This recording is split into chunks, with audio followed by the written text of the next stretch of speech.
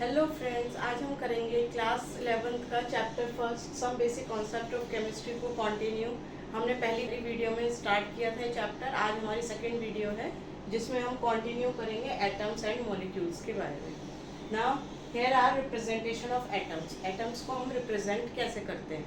तो एटम को कैसे रिप्रेजेंट करते हैं? We represent atom by writing in circles. Okay, like for hydrogen we write H.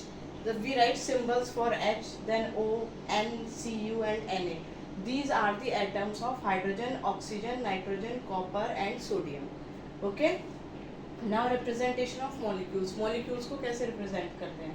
Molecules are represented like we write plus sign in between the atoms. जैसे कि O2 molecule हमें form करना है, तो O2 molecule form करने के लिए oxygen plus oxygen, एक एटम लेंगे ऑक्सीजन का, फिर दूसरा एटम लेंगे ऑक्सीजन का, और उससे फॉर्मेशन क्या होगा? Molecule of oxygen. This O2 will be formed. Okay, now we consider H2O, water. Water का हम लेंगे मॉलिक्यूल। वाटर का कैसे बनता है molecule? We combine two hydrogen atom and one oxygen atom to form water molecule. Next is your CO2. For CO2 we take 2 atom of oxygen and 1 of carbon atom. Then 1 carbon and 2 oxygen they combine to form CO2 molecule. ये carbon dioxide का molecule है, ये water का molecule है। Now properties of a compound are different for those of its constituent elements. जो भी compound form हुआ है आपका, चाहे वो CO2 हो, H2 हो, O2 हो, ये जो कंपाउंड्स हैं उनकी जो प्रॉपर्टीज हैं वो डिफरेंट होती हैं उनके कॉन्स्टिट्यूएंट से। मीन्स जिस चीज़ से वो मिलकर बने हैं उससे उसकी प्रॉपर्टीज अलग होंगी। कैसे? एग्जाम्पल हमने लिया वाटर। वाटर इज लिक्विड, पानी लिक्विड है, whereas hydrogen and oxygen are gases. Hydrogen और ऑक्सीजन गैसेज होती हैं, तो गैसेज कंबाइन की और लिक्विड फॉर्म हुआ।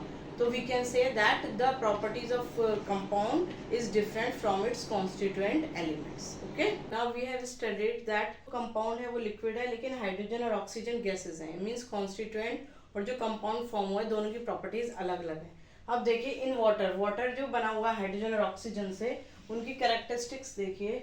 हाइड्रोजन बर्न करता है पॉप साउंड के साथ में, oxygen is supporter of combustion, oxygen help करता है कंबशन में, और वाटर जो है फायर एक्सटिंग्विशर का काम करता है, मीन्स आग बुझाने का काम करता है। तो ये जो तीनों है हाइड्रोजन और ऑक्सीजन कंबाइन करके जो वाटर फॉर्म किया है, तीनों की प्रॉपर्टीज अलग अलग है।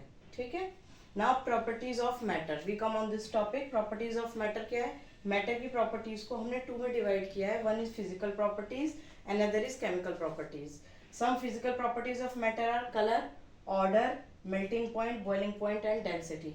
कलर, उसका कलर कैसा है, ऑर्डर उसकी स्मेल कैसी है, मेल्टिंग पॉइंट कितने टेम्परेचर पे वो पिघलता है, बॉइलिंग पॉइंट कितने टेम्परेचर पे वो बॉयल होता है, उबलना शुरू होता है, एंड डेंसिटी, डेंसिटी क्या है उसकी?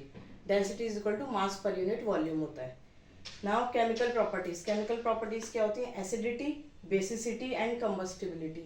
मीन्स उसकी एसिडिटी कितनी है, वो कितना बेसिक है, उसकी बेसिसिटी कितनी है, और कंबस्टिबल कितना है, वो जल सकता है या नहीं जल सकता। There are lots of chemical properties etcetera. Chemical reaction, वो सबके साथ अलग अलग केमिकल रिएक्शन करता है। These all come under chemical properties. Okay, अब स्टूडेंट्स हम पढ़ेंगे क्वांटिटेटिव ऑब्जर्वेशंस को। क्वांटिटेटिव ऑब्जर्वेशंस क्या है? Quantitative observations are represented by a number. Quantitative observation में हम एक नंबर रिप्रेजेंट करते हैं, then followed by units in which it is measured. फिर उसके बाद वो यूनिट आती है जिसमें उस नंबर को मेजर किया जाता है। देखिए एग्जाम्पल है आपका लेंथ ऑफ अ रूम। किसी रूम की लेंथ को आपको मेजर करना है। It is measure like 6 metre, हमने कहा 6 मीटर है, तो इसमें 6 क्या है? ये नंबर है, and m denotes metre, m बताता है उसकी यूनिट। मीन्स क्वांटिटेटिव ऑब्जर्वेशंस को हम किस तरह रिप्रेजेंट करते हैं? पहले नंबर आता है, बाद में उसकी यूनिट आती है। Now there were 2 different systems of measurements initially. क्या था? English system and metric system. 2 system थे for measurements. Then a problem arise कि इंटरनेशनल लेवल पे कोई एक कॉमन सिस्टम नहीं है जिससे हर कंट्री का जो है मैच कर पाए डाटा। तो क्या है कि a common standard system was established. एक कॉमन स्टैंडर्ड सिस्टम एस्टैब्लिश हुआ 1960 में, which was called SI system. And SI means international system of units. SI क्या था आपका? इंटरनेशनल सिस्टम ऑफ यूनिट्स की शॉर्ट फॉर्म थी। देन SI सिस्टम में क्या था? SI system was having 7 basic units. इसमें 7 बेसिक यूनिट्स थी। क्या? Length, mass, time, electric current, thermodynamic temperature, amount of substance and luminous intensity. These were 7 basic units in international system. अब हम आते हैं prefix used in SI system. SI system में जो prefix use होते हैं वो क्या है? पहले आप समझिए प्रीफिक्स का क्या मतलब है। प्रीफिक्स मीन्स जो पहले लगाए जाते हैं, ठीक है। जैसे मान लीजिए मीटर है आपका, मीटर से पहले अगर आपने कोई प्रीफिक्स लगाया तो वो बन गया, अगर आपने किलो लगाया तो प्रीफिक्स बन गया किलोमीटर। मीटर और किलोमीटर, देखिए मीटर और किलोमीटर में क्या रिलेशन है कि 1 किलोमीटर में 1000 मीटर होते हैं, ठीक है। तो इसी से पता चला है, यहाँ पर देखिए 10⁻3, किलो मीन्स 10⁻3, ओके।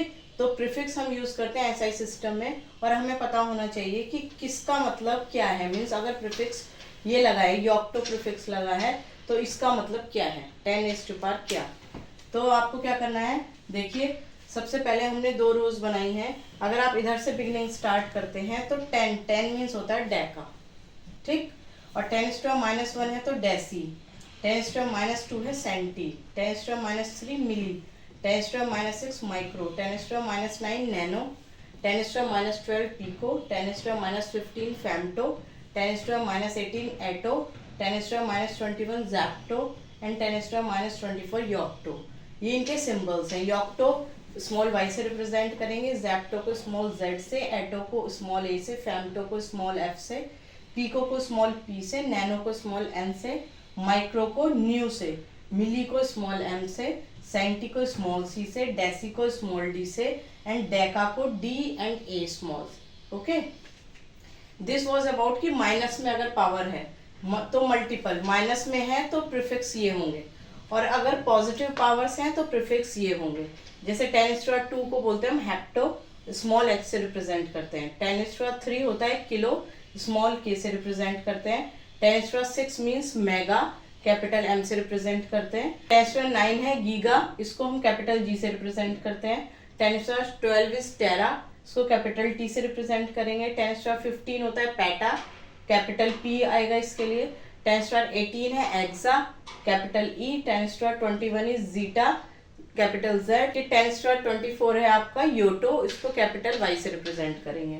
तो अगर हम मल्टीपल आपके पॉजिटिव में है तो ये प्रीफिक्स लगेंगे और सिंबल्स ये होंगे, और अगर मल्टीपल नेगेटिव में है तो ये प्रीफिक्स होंगे, ये सिंबल्स होंगे। ये आपको याद होना चाहिए। ये प्रीफिक्स आपकी कोई भी यूनिट के पहले लग जाएंगे। अगर लेंथ की यूनिट लिखी हुई है terametre, 1 terametre, it means 10⁻12 metre.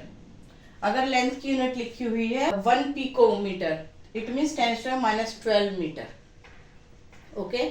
These are the prefix, ये आपको लर्न करने हैं। आगे फर्दर हम जो न्यूमेरिकल करेंगे तो ये आपको बहुत यूज होंगे बार बार। अब देखिए स्टूडेंट्स, हम इसमें रिलेशन कैसे समझेंगे। देखिए अगर लिखा हुआ है एग्जाम में 1 PM, P कैपिटल है और M स्मॉल है, तो P कैपिटल किसका होता है, पेटा का।